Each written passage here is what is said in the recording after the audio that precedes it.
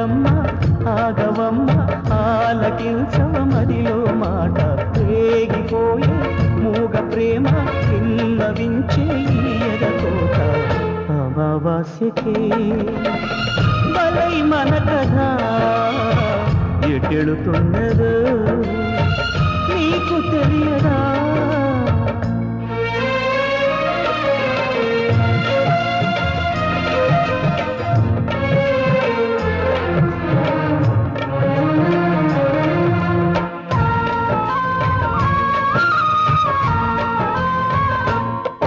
అని విని ఎరుగని కలయికగా అనిపించిన జీవితం ఎడబాటున కరిగిన గతమై చినబోయెను ఈ క్షణం విషజ్వాలలు విసిరిన అహమే మసిచి